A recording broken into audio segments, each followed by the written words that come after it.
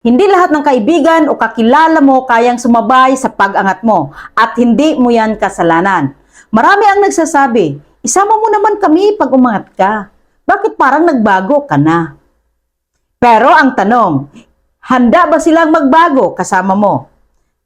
Pag-usapan natin kung bakit hindi lahat ng kaibigan o kakilala ay pwedeng isama sa pag-angat. Reason number 1, magkaiba kayo ng mindset. Ikaw, gustong matuto, gustong umangat, handang magsakripisyo. Sila, reklamo muna, excuses, takot sa rest. Hindi pwedeng sabay umangat ang taong ayaw gumalaw.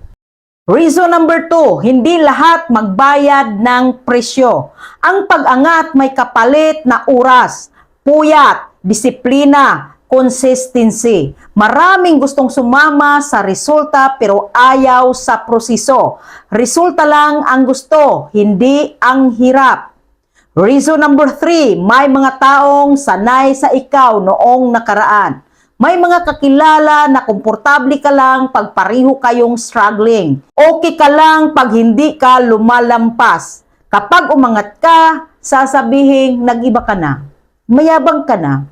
Hindi sila galit sa'yo. Natatakot lang silang maiwan. Reason number 4, hindi lahat may pangarap na kasing laki ng sayo. May mga taong okay na sa sakto, okay na sa sapat, okay na sa paulit-ulit. Ikaw, may mas malaking vision, may mas malawak na pangarap, at hindi mo pwedeng pilitin ang tao na mangarap ng hindi niya gusto. Reason number 5, hindi mo responsibilidad buhatin ang lahat. Ito ang mahirap tanggapin. Hindi mo trabaho ang baguhin sila, ang iligtas sila at pilitin silang sumabay.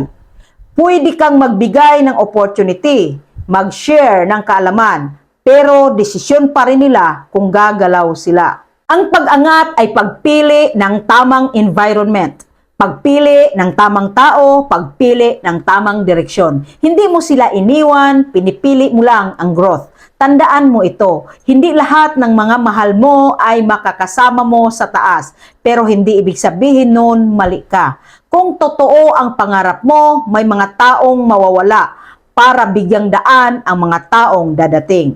Kung nakarelate ka, i-comment mo, pili ko ang pag-angat at paki-like, follow, and share na rin.